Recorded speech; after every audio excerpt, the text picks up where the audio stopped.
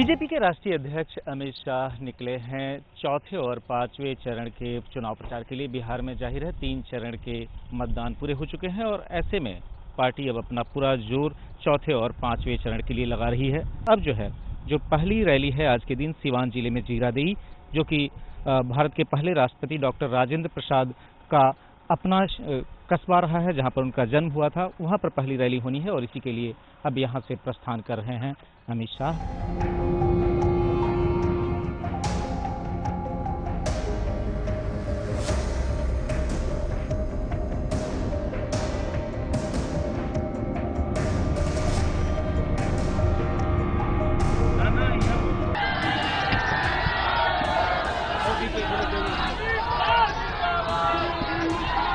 Please be careful.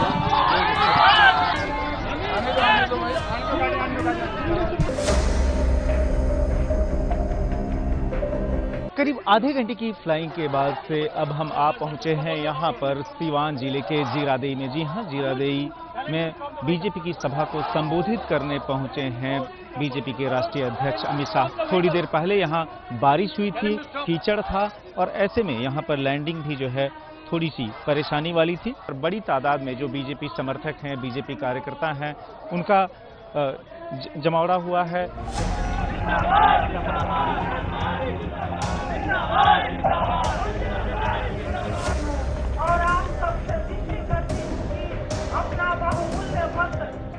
चुनाव शुरू होते ही लालू जी कहते हैं ये चुनाव अगड़े बनाम पिछड़े का चुनाव। भाई मैं भी कहता हूं ये चुनाव अगड़े बनाम पिछड़े का चुनाव, मगर वो कहते हैं अगड़ी जाति बनाम पिछड़ी जाति का चुनाव है। मैं कहता हूं अगड़े बिहार बनाम पिछड़े बिहार का चुनाव है। मित्रों, आपको तय करना, आपको तय करना है, आपको अगड़ा बिहार चाहिए या पिछड़ा बिहार।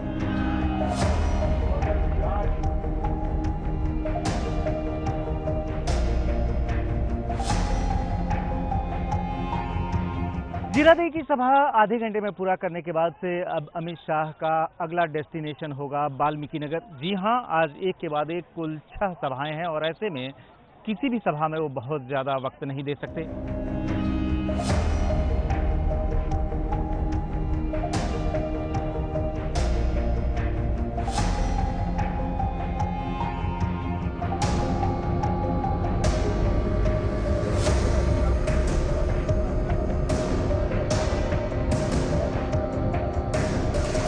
जीरादेई से वाल्मीकि नगर तक का सफर, जी हाँ, हेलीकॉप्टर में ही अमित शाह से कुछ समय के लिए बातचीत करना संभव है, क्योंकि एक बार नीचे उतरने के बाद से फिर रैली को संबोधित करना, दिन में 6 सभाएं।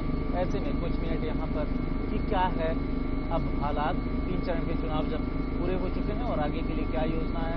तीनों चरण का कुल मिलाकर एक स्ट्रॉन्च 2/3 बहुमत की फाउंडेशन डालने का काम हो चुका है। मुझे लगता है कि चौथे चरण की समाप्ति पर ही सरकार की रचना भी समाप्त हो जाएगी। भारतीय जनता पार्टी के नेतृत्व में एनडीए बहुत अच्छे से परफॉर्म कर रही है और पूरे बिहार में एक परिवर्तन की लहर है। ये जो आरक्षण का मुद्दा रहा, जिसको लेकर इतना सारा विवाद रहा, बाद में खुद प्रधानमंत्री ने भी कहा कि कम्युनल लाइन पर महागठबंधन जो आरक्षण देने की साजिश रच रहा है। आपने भी इसी संदर्भ में इशारा किया। क्या लगता है कि जो है यह आरक्षण का मुद्दा सेंट्रल हो गया इस पर? देखिए, तीनों दलों ने, महागठबंधन ने समय समय पर धार्मिक आधार पर आरक्षण का समर्थन किया है। सच्चर कमेटी की रिपोर्ट में दरख्वास्त थी। यूपी में जब इलेक्शन हुआ तब कांग्रेस ने अधिकृत रूप से अल्पसंख्यकों को आरक्षण देने की वकीलात की। नीतीश जी ने भी संसद में भाषण देकर ये कहा है और लालू जी के घोषणा पत्र में भी कभी ये रहा है। अगर ये तीनों पार्टियां अलग अलग समय पे ये बात बोली है तो स्वाभाविक रूप से पिछड़ों अति पिछड़ों के मन में शक सुबह होना वाजिब है। मुझे लगता है कि लालू प्रसाद और नीतीश जी ने इस मुद्दे पर स्पष्टता करनी चाहिए कि वो अल्पसंख्यकों के आरक्षण के पक्ष में है या नहीं है। और अगर अल्पसंख्यकों को आरक्षण देना है चूंकि 50% का सीमा तय है, तो किसका काट कर देंगे? पिछड़ों का काट कर देंगे या दलितों का? उसकी भी स्पष्टता करनी चाहिए।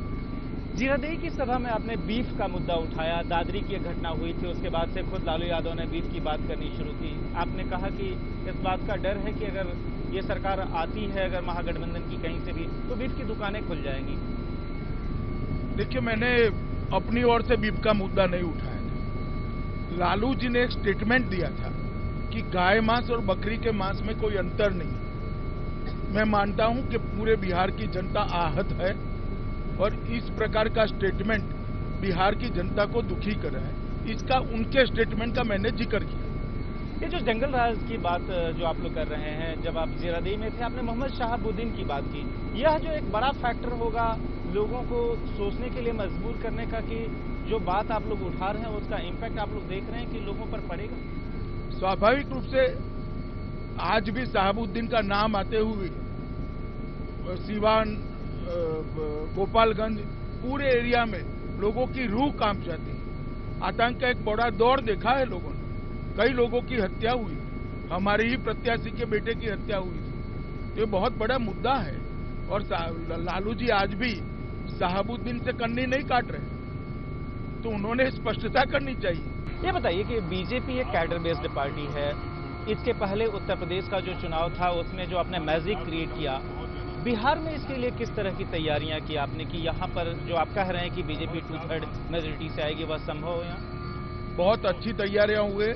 लोकसभा के चुनाव के बाद ही हमारा संगठन इस चुनाव की तैयारी में लगा है। आज हर गांव में, हर टोले में भारतीय जनता पार्टी की बूथ कमेटी बनी हुई है और सब लोग लगे हैं। एबीपी न्यूज में देख तो नहीं पाता, मगर हमारे कार्यकर्ताओं से जो रिपोर्ट मिलती है, दिल्ली में बैठकर एबीपी न्यूज महागठबंधन का सरकार बना रहा है। आप लोगों के लिए बहुत चौंकाने वाले परिणाम आने वाले हैं। ये जो आप चौंकाने वाले परिणाम की बात कर रहे हैं, अगर हम आगे के 2 चरणों की बात करें, उसमें किस तरह की उम्मीदें देख रहे हैं? खासतौर पे 5वें चरण के बारे में ये कहा जाता है कि वह महागठबंधन को सूट करने वाला है, जिस तरह का वहां का प्रोफाइल है। देखिए, हर चरण में भारतीय जनता पार्टी के गठबंधन की लीड रहने वाली है। 2/3 बहुमत से ज्यादा हम पाएंगे और एक मजबूत सरकार बनेगी और बिहार में विकास के युग की शुरुआत होगी। चुनाव के दौरान जो शत्रुघ्न सिन्हा वगैरह जैसे जो बयान रहे, उससे लगता है कि जो सो कहीं ना कहीं जो है सो एक माहौल बिगड़ता है। आपकी टीआरपी बढ़ती है, मुझे लगता है कि जमीन पर तो कहीं नहीं दिखा पड़ता। ये रैली देखिए आप अभी, तो मालूम पड़ जाएगा। चलिए, धन्यवाद। सुना आपने अमित शाह को, जो कि किस तरीके से कह रहे हैं कि महागठबंधन की जो बात की जा रही है वह बात बेकार है।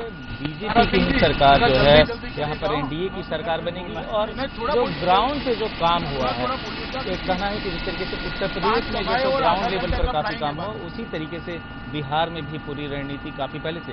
बता दूं कि जनवरी महीने से अमित शाह सक्रिय हो गए थे बिहार में और उसके बाद से लगातार यहाँ पर न सिर्फ कार्यकर्ताओं को बल्कि उनको कैसे इफेक्टिवली यूज किया जाए उसकी कोशिश की गई। अब जैसे कि यही बातचीत करते हुए हम लोग यहाँ वाल्मीकि नगर में आ चुके हैं। अगर वाल्मीकि नगर में देखें जिस तरह का माहौल, लोग यहाँ पर भी संख्या बड़ी दिखाई दे रही है और यह दिन की दूसरी सभा है जिसके लिए कि अमित शाह यहाँ वाल्मीकि नगर पहुँच गए हैं।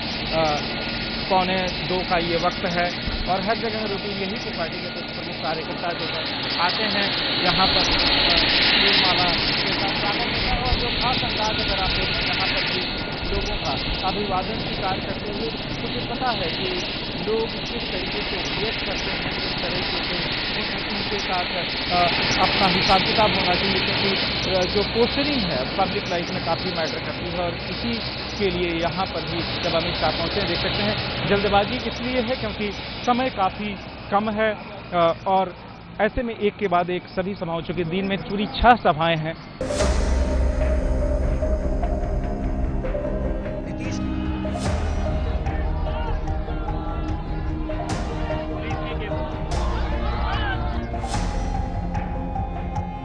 सबका कार्यक्रम मुझे मालूम नहीं, ये हमारे अध्यक्ष जी भी है, मुझे मालूम नहीं 8 तारीख को वो क्या करेंगे, मगर नीतीश कुमार का कार्यक्रम मुझे मालूम है। बताऊं मैं आपको, जानना है? देखिए 8 तारीख की सुबह 8 बजे मतगणना शुरू होने वाली है। 11 बजते भारतीय जनता पार्टी का गठबंधन एनडीए बहुत आगे से निकल जाएगा। एक बचते बचते एनडीए की सरकार बन जाएगी। 2 बजे भाई नीतीश कुमार अंतिम बार अपने मुख्यमंत्री के बंगले से निकलकर अंतिम बार मुख्यमंत्री की गाड़ी में बैठकर राज्यपाल महोदय को इस्तीफा देने जाने वाले हैं।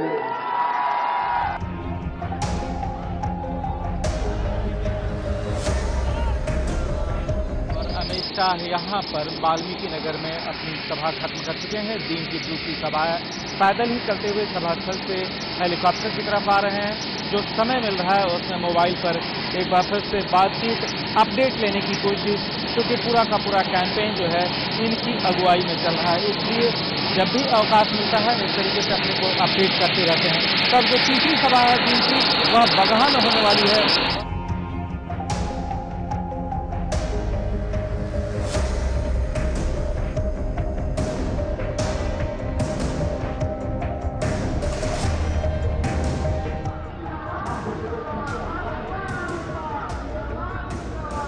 वहां पहुंच चुके हैं अमित शाह और यहां पर पार्टी कार्यकर्ता चूंकि काफी बड़ी तादाद में जुटे हैं, लेकिन समय की कमी है। ऐसे में फटाफट फूल मालाएं स्वीकार करते हुए मंच की तरफ बढ़ रहे हैं अमित शाह। दरअसल कोशिश ये है कि आज के दिन जो आधी दर्जन सभाएं तय हुई हैं वो सभी की सभी पूरी की जा सकें, इसलिए बिना समय बर्बाद किए मंच की तरफ बढ़ गए अमित शाह और यहां से हाथ हिलाकर अभिवादन स्वीकार करते हुए जाहिर है चेहरे पर कहीं न कहीं खुशी का भाव भी, क्योंकि ये सभा जो है वह काफी बड़ी है। यहाँ पर सारे बिहार के मतदाता जात पात से ऊपर उठकर बिहार के विकास के लिए मतदान करिए, यही कहने आया हूँ। बीजेपी ने बगहा की सीट पर जिस प्रत्याशी को मैदान में उतारा है वो प्रत्याशी हैं राघव शरण पांडे। जी हां, केंद्र सरकार में वरिष्ठ नौकरशाह रहे, यहां तक कि पेट्रोलियम सेक्रेटरी रहे और अब बीजेपी के टिकट पर चुनाव मैदान में है। अपने साथ अमित शाह उन्हें खड़ा करते हैं और साथ में यहां पर मतदाताओं से ये अपील भी करते हैं कि अगर उन्होंने पांडे को जिताया तो उनको मिलेगी अहम जिम्मेदारी। तो इस तरीके से यहां पर चुनाव प्रचार करते हुए अपने प्रत्याशी के लिए अमित शाह और अब बढ़ चले हैं अब एक दूसरी सभा यानी दिन की जो चौथी सभा होगी उसके लिए।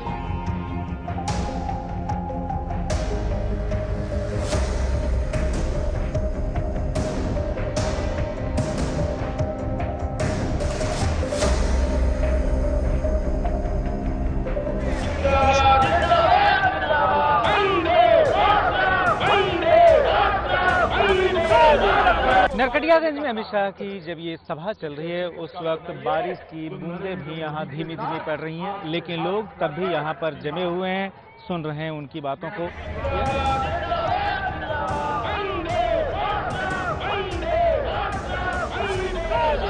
दिन की चौथी सभा यहाँ नरकटियागंज में करने के बाद से अमित शाह एक बार फिर से हेलीकॉप्टर में बैठ चुके हैं। अगली मंजिल रक्सौल है जो कि भारत नेपाल सीमा पर है और वहां पर दिन की 5वीं सभा होगी अमित शाह की।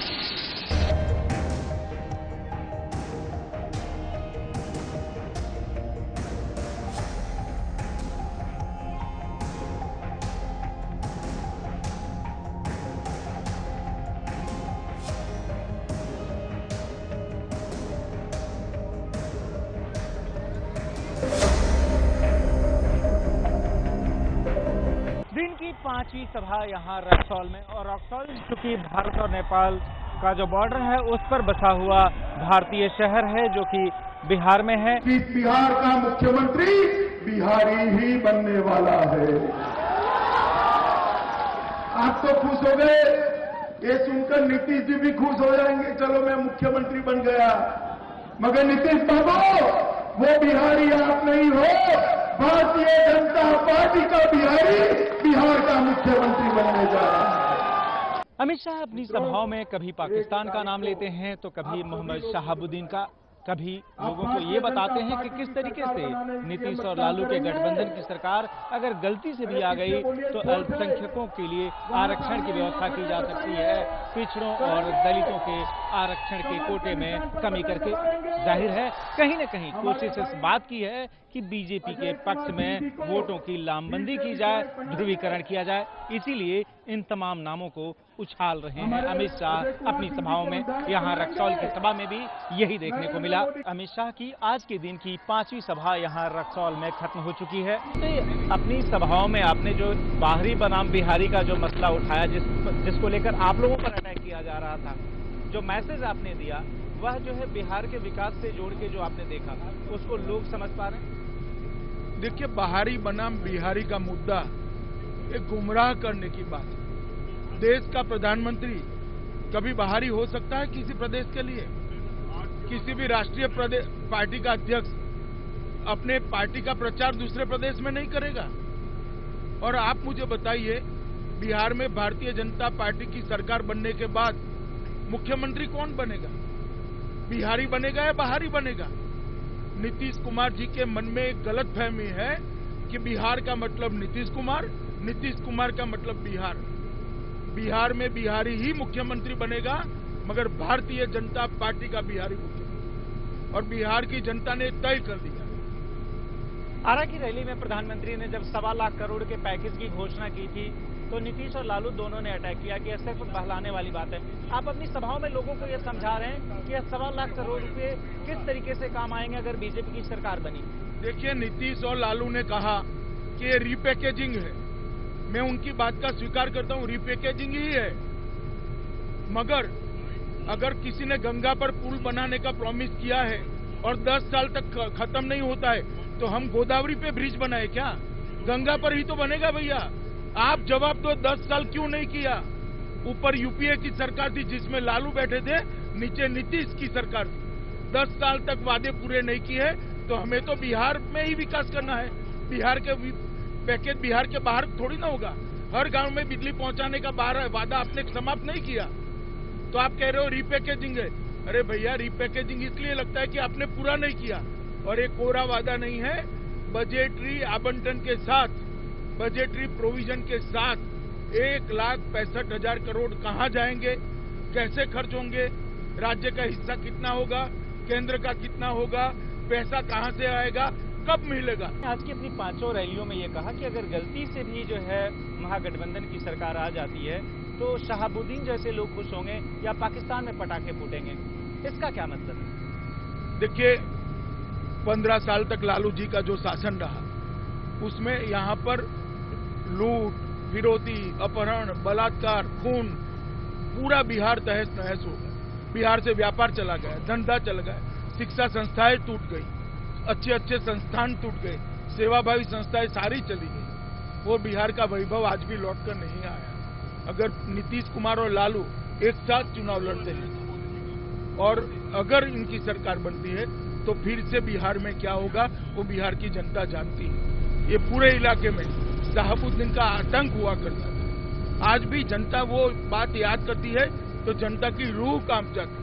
इसी बात को कहने के लिए मैंने प्रयास किया। अमित शाह जिनके साथ आज सुबह हमने ये कैंपेन ट्रेल शुरू किया था, हमने यात्रा पटना से शुरू की थी और हम आज अब आ पहुंचे हैं मधुबनी में। मधुबनी में भी आप विश्राम नहीं करने वाले हैं, बल्कि आज शाम यहाँ पर इंटेलेक्चुअल्स मीट करने वाले हैं।